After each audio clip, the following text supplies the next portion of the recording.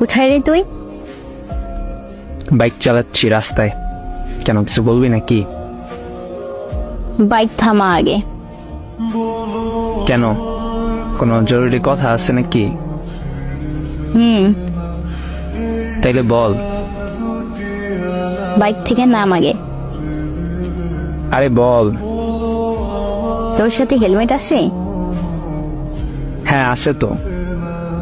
কি বলবি তাড়াতাড়ি বল। কেন, তুই কি ব্যস্ত? হ্যাঁ, আব্বু অফিসে ডাকছে। আচ্ছা তো যা।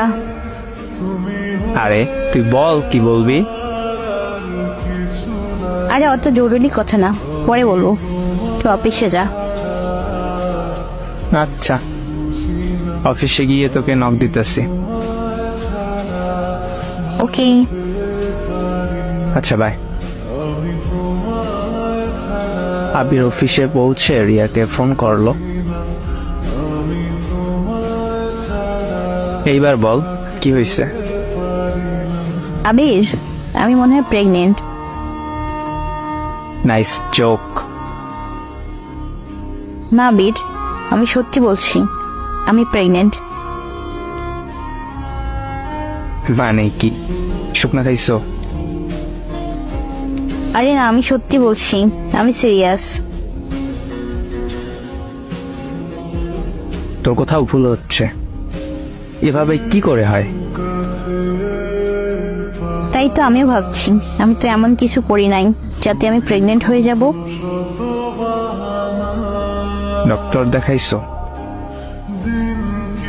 না, ভয় করছে আমার খুব। ডক্টর না দেখিয়ে কিভাবে তুই শিওর হইলি তুই যে প্রেগনেন্ট? রাত থেকে বমি হচ্ছে, তার উপর পেটেও ব্যথা করছে। আর তুই এখনো ডাক্তার ডাকুনি? আরে ব্যাপারটা বোঝার চেষ্টা কর। ডাক্তার যদি বাসার সবার সামনে বলে যে আমি প্রেগনেন্ট, তাহলে আমার বাবা মা কাউকে মুখ দেখাতে পারবে না। কি একটা অবস্থা। আমি এখন কি করব দোস্ত? আমায় আগে এইটা বল, তোর বাচ্চার বাবাকে?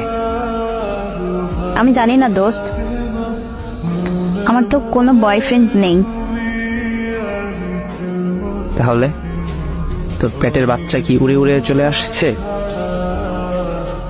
আমি কিছুই বুঝতে পারছি না দোস্ত। আমার তো তুই ছাড়া আর কোনো বন্ধুও নাই।